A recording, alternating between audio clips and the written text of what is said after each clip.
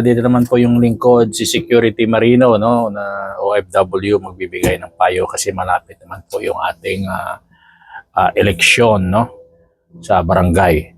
So, sa mga botante, ang payo ko po sa inyo ay maging wise po sa pagpili ng inyong maging barangay captain sa inyong barangay, no, at mga kagawad. So, pipiliin nyo po, number 1, yung masisipag, nagtatrabaho, no? Hindi patulog-tulog sa kangkungan, hindi korap, hindi magastos, no? So at meron na pagmamahal sa mga tao sa loob ng barangay, no? May concern sa kanyang barangay, no? At saka tawag dito yung nakikita mo parati sa loob ng barangay hall, no? Saka yung mga kagawad din, na parati na sa loob ng barangay hall, nag-oopisina, nag-check sa mga area, nag-iikot sa loob ng barangay kung anong problema ng mga kabarangay niya, no? At pakinggan ang mga lahat ng mga hinaing ng kanyang mga barangay tungkol sa mga problema sa loob, no? So, at ang ating mapapayo ko at sa mga botante, huwag kayong magpapadala sa vote buying, no? Alam ko maraming mga barangay captain naman ngayon at mga kagawad na bibili ng boto. So, sa inyo, tandaan nyo, kayo rin ang magsasakripisyo kung magpapadala kayo sa pera. Ang pera mabilis mawala.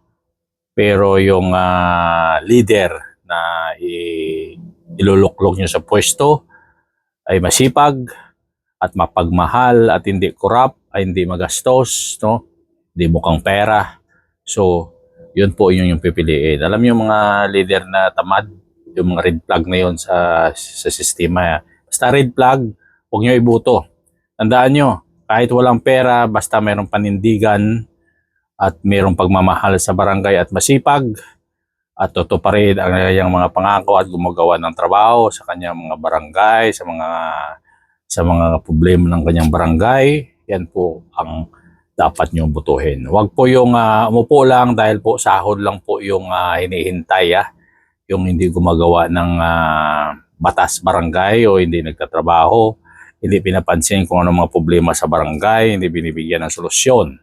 Yan po ang dapat yung tandaan. So yung mga tamad at sa mga datihan na mga barangay captain at mga datihang mga kagawad, so kayo mga botante dyan sa barangay, mag-isip-isip na po kayo at makikita nyo naman po kung sino nagtatrabaho at masipag at kung sino naman po yung mga dating kagawad na hindi nagtatrabaho at hinihintay lang po yung sahod every month, no?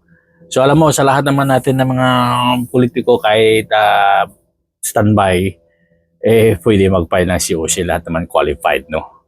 So wala naman tinahanap na educational qualification sa pagtakbo ng anumang na klase, posisyon sa gobyerno.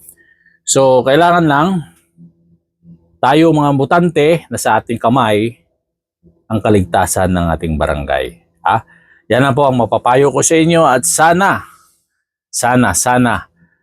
na maging wise kayo sa inyong pagboto at good luck sa darating election ng barangay election. Maraming salamat.